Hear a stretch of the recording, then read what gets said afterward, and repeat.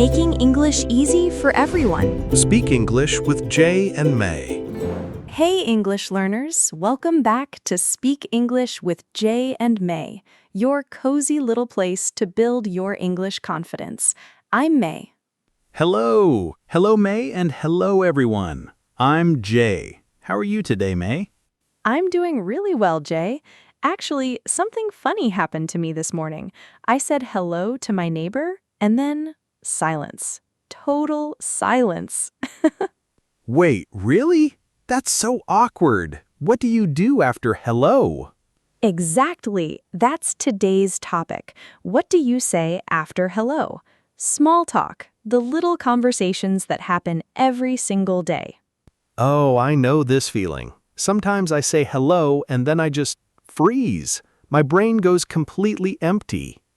Yes, so many English learners feel this way. You know the word hello, but then nothing comes out. It's like my English just disappears at that moment. But here's the good news. Small talk is actually very simple. You don't need big vocabulary, you don't need perfect grammar, you just need a few easy sentences. Really? Just a few sentences? That sounds possible. Very possible. And today, we are going to learn exactly what to say, step by step. Real conversations, real life. I love that. Let's do it, May.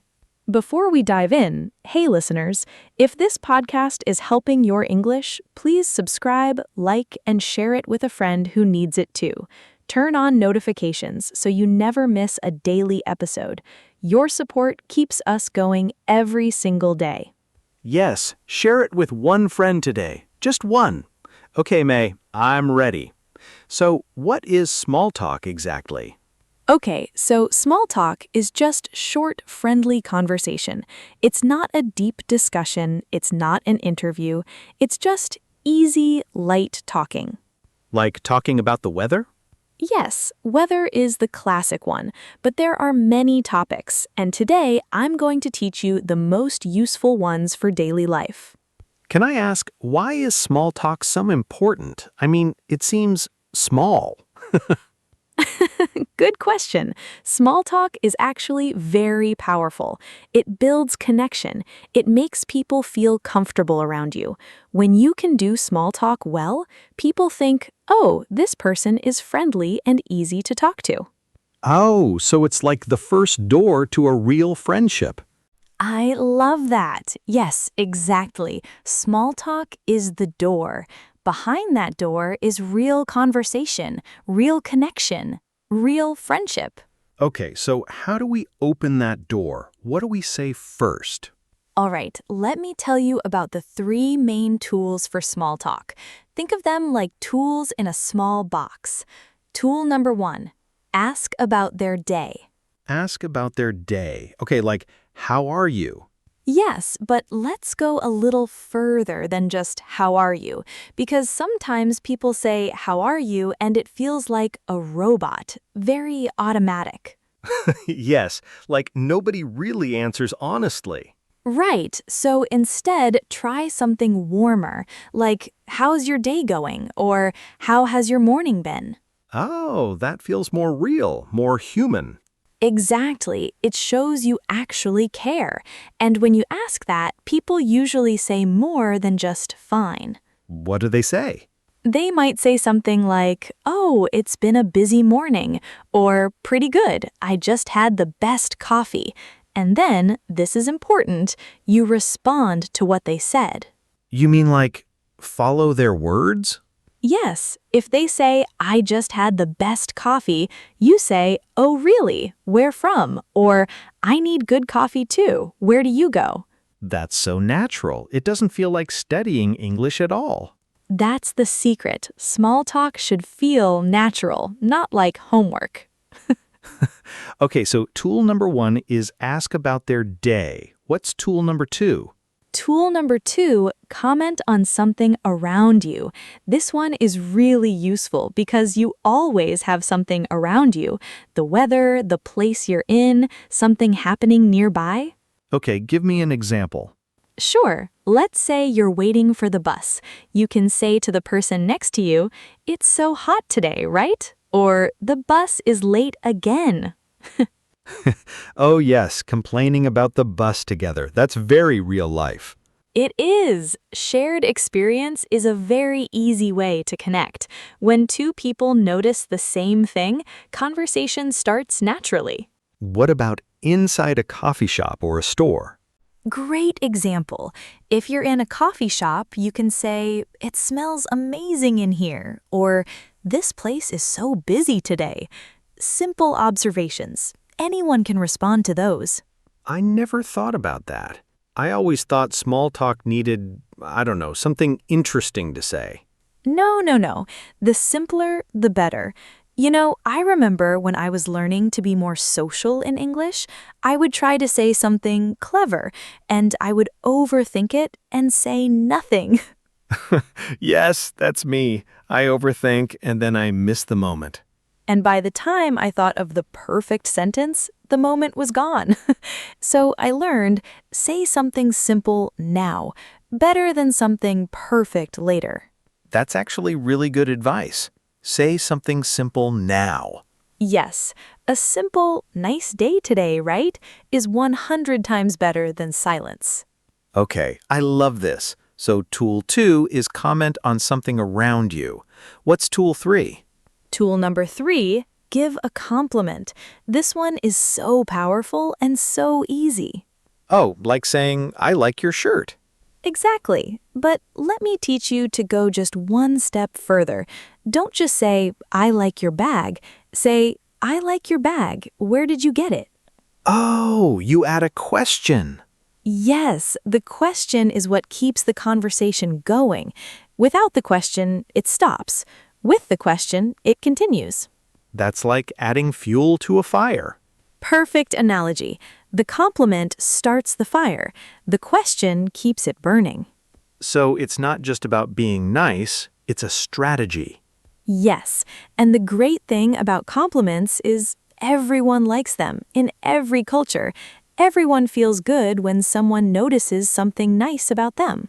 That's true. Even I feel happy when someone says something nice to me.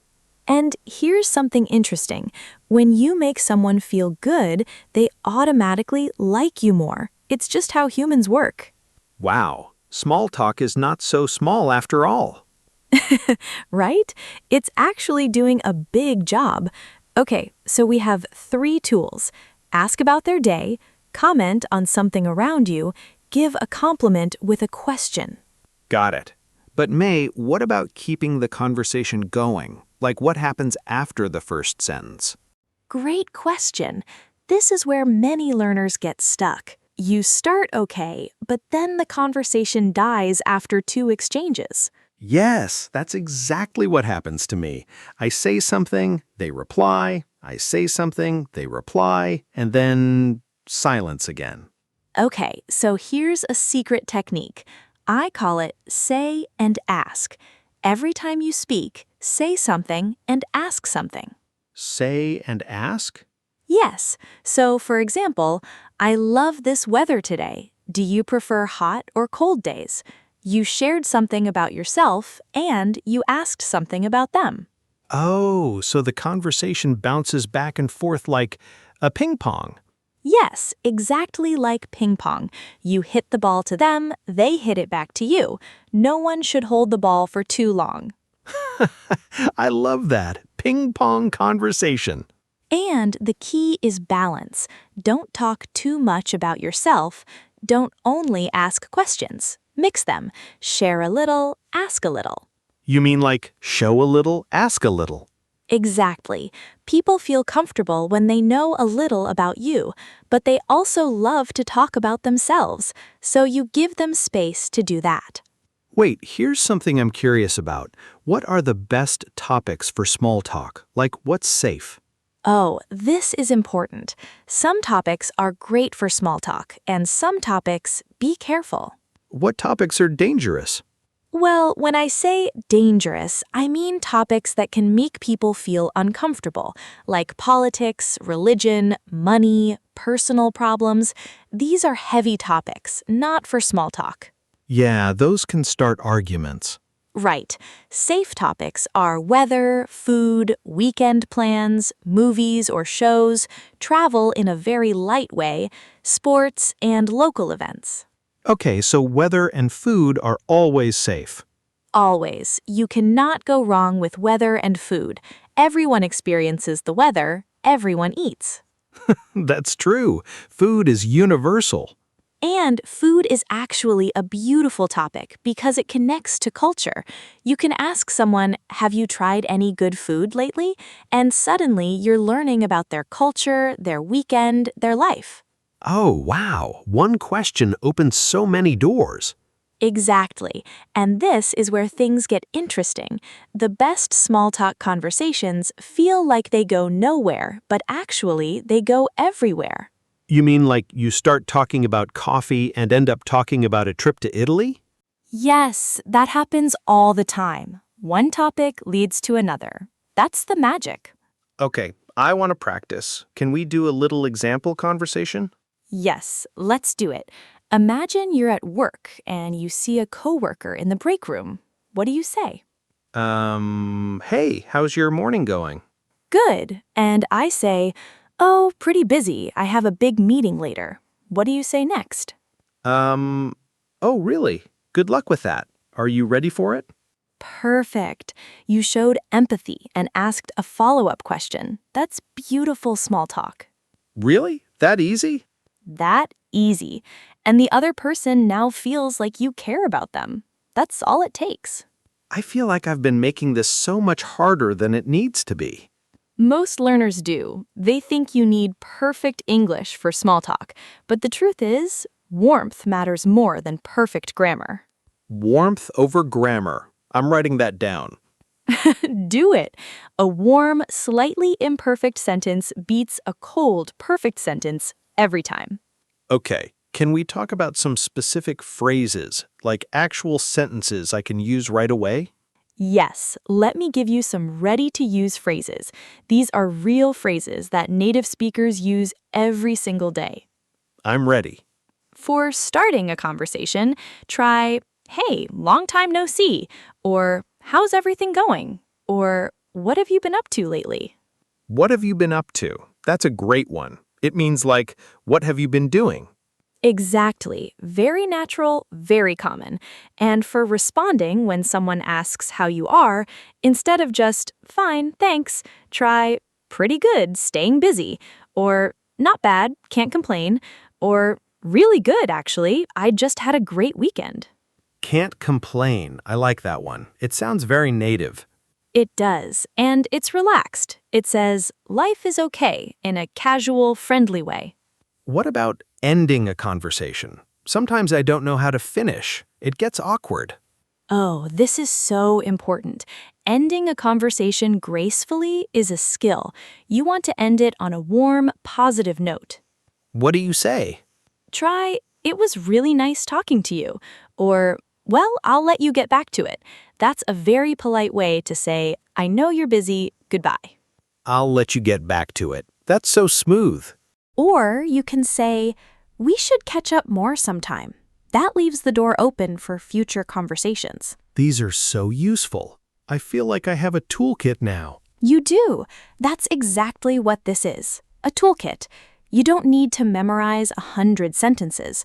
Just these few used with warmth will take you very far. Wait, here's the interesting part I want to ask about. What if I make a mistake during small talk? Like I say the wrong word or I don't understand something. Oh, such a real fear. Okay, listen. Mistakes in small talk are totally fine. Nobody is grading you. But I get so embarrassed. I know, but here's what I want you to think about. When someone is talking to you and they make a small grammar mistake, do you stop liking them? No, not at all. Right, you barely notice because you're focused on the meaning, not the grammar. Other people do the same for you. That's actually really comforting. And if you don't understand something, just say, "Sorry, could you say that again?" Or, "I'm not sure I caught that. What did you mean?" These are natural, polite phrases anyone can use. So it's okay to ask for clarification? It's not just okay, it's smart. It shows you're listening. It shows you want to understand. People appreciate that. I never thought asking, "Could you repeat that?" was a good thing. I always felt like it showed my English was weak. No, no, no. It shows you are engaged. Big difference. And to be honest, even native speakers ask for clarification all the time. Really? All the time. Sorry, what was that? Could you say that once more? Very normal, very human. Okay, I feel so much better about this now. Good, because this is where things change for many learners. Once you stop being afraid of small talk, your whole English experience changes. It's like small talk is the warm-up before the real game. I love that. Yes, small talk warms up your English brain. It gets you comfortable, relaxed, confident, and then deeper conversations feel easier too. So practicing small talk every day is actually practicing English every day. Exactly. And here's the beautiful thing. You don't need a classroom to practice. Every cashier, every neighbor, every coworker is an opportunity. Oh, wow. Every day is a practice day. Every single day. The world is your English classroom. Okay, let me recap what I learned today. We have 3 tools. Ask about their day, comment on something around you, give a compliment with a question. Perfect. Then keep the conversation going with say and ask, like ping-pong. Share a little, ask a little. Yes. Safe topics: weather, food, weekend plans, travel, movies. Avoid heavy topics like politics and money. You got it all, Jay. And warmth is more important than perfect grammar. That is the golden rule of small talk. Warmth always wins. I feel ready, like actually ready to go talk to someone today. That's the goal. And listeners, you are ready too. You have the tools. Now go use them. Start small, say something simple, smile. And remember, the other person is probably happy someone talked to them too. Most people want connection. You're just giving them the opportunity. Aw, that's so sweet. We're all just humans wanting to connect. Exactly. English is just the bridge. Small talk is the first step on that bridge. Okay, before we go, May, what's your personal favorite small talk topic? Food. Always food. I could talk about food for hours. Anyone, anywhere, anytime. Have you eaten anything good lately? And we're off. That is so May. Okay, listeners, now it's your turn. Yes, here is today's question for you. What is your favorite topic for small talk? Is it weather, food, travel, movies? Tell us in the comments below. We read every single comment. We love hearing from you. And if you enjoyed today's episode, please subscribe, give us a like, and share it with one person who is learning English. One share makes a big difference. See you in the next episode, everyone. Keep talking, keep learning, and keep growing. You've got this. Bye for now. Bye-bye.